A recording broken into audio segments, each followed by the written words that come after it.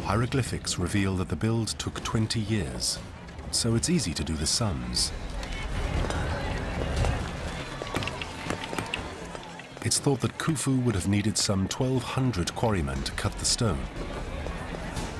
After cutting the blocks, they then had to haul them up onto the growing pyramid. Recent experiments show that one man cannot pull more than 1/3 of a ton of stone. It takes 10 men on the rope before the block will even start to move. But upwards of 20 bodies are needed to shift one of these stones with ease. And they had to lay more than 300 blocks a day. That's almost 700 men just dragging stones.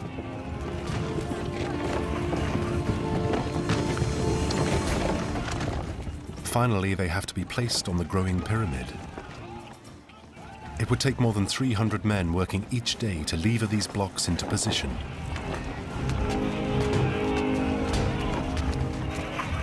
An enormous workforce would be needed to realize Khufu's dream of immortality.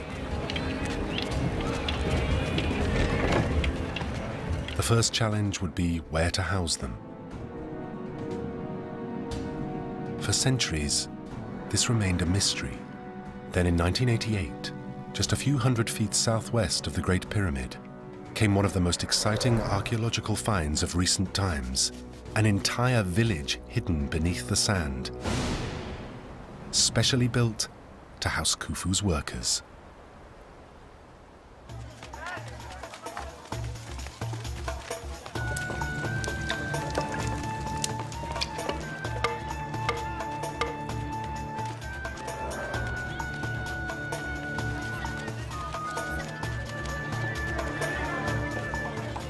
The discovery offered a rare window into workers' lives. The settlement would have been a hive of activity, with cooks slaving over great canteen ovens, carpenters cutting wood for the sleds and runways, and potters making a myriad of vessels required to keep the whole machine running. There would have been hundreds, thousands of workers jostling together, sleeping side by side, living and working cheek by jowl. It would have been a noisy, dusty, probably quite smelly and uncomfortable place to work.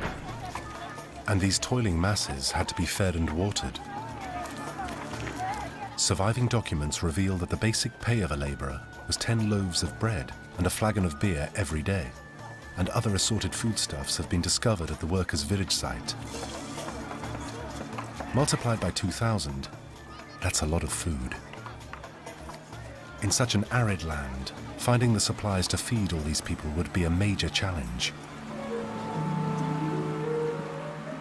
The solution would lie on the fertile banks of the Nile.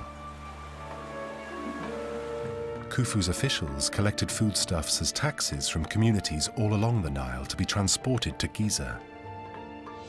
All this effort was crucial, not just to the pharaoh, but also to his people. Unless the pyramid was completed before he died, Khufu could not join the gods. The sun would set on Egypt forever, and darkness would engulf the world.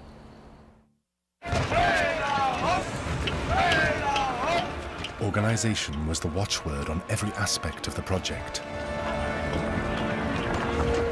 Graffiti from later pyramids reveals the way it was set up.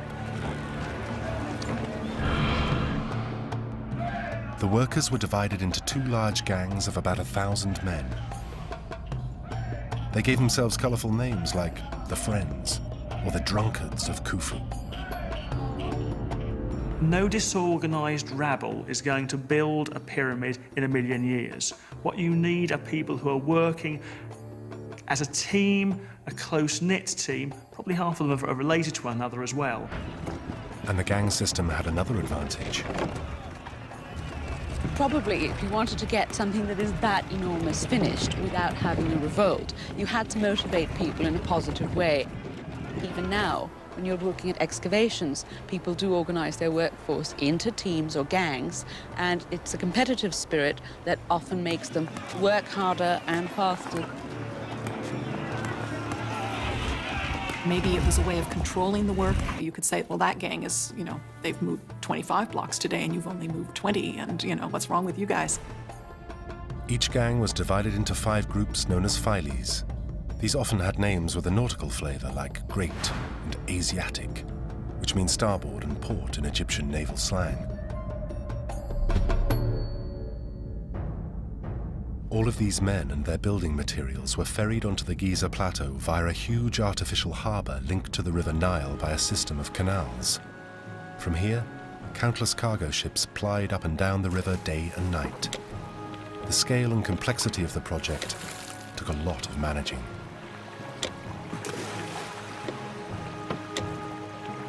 They had a very intricate way of keeping track of who came, who went, who was paid, when they were paid, because without well-organized bureaucracy and literacy, you wouldn't have been able to construct something like the Great Pyramid. And it wasn't just the workers the system kept track of. A team of supervisors would paint control notes on the stone blocks. These recorded the block's source and destination, its transport date, and the work gang in charge. It all demanded a small army of supervisors, taxmen, scribes, and accountants. In fact, there were at least 10 times as many support staff as there were laborers. That's around 25,000 people working on the project at any one time, more than it takes to run the Pentagon. The scale and ambition of the construction must have put the economy and the people under incredible pressure. To get the sheer expertise to build the thing, you're going to have to draw on the manpower from the whole of Egypt. So therefore it's bringing people of different backgrounds from all the way down the Nile Valley together in one place, which clearly has social impact. Pyramid building helped to create a sophisticated national bureaucracy that made Egypt a cohesive state.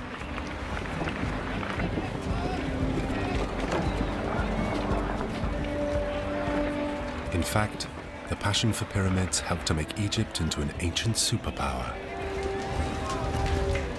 There's no doubt that the complexity and sophistication of government that were required to build the pyramid also created a great nation that was able to survive for 3,000 years.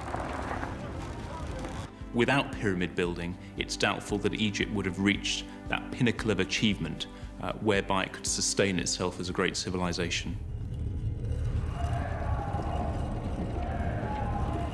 The genesis of the pyramid building drive actually dates back 100 years before Khufu, to a remarkable man called Imhotep. Imhotep was the high priest and grand vizier of the pharaoh Josiah, and he was tasked with designing the pharaoh's tomb. At the time, pharaohs were buried in rectangular tombs called mastabas. But Imhotep wanted something grander to commemorate his pharaoh. He placed one mastaba on top of another and designed the first pyramid.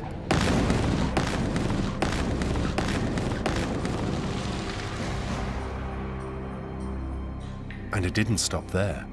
Once one pharaoh had a pyramid, every pharaoh wanted one, and every pyramid had to be bigger and better than the last. Finally, Khufu's father perfected the classic pyramid shape. But Khufu's grand vision at Giza would mark the zenith of pyramid design.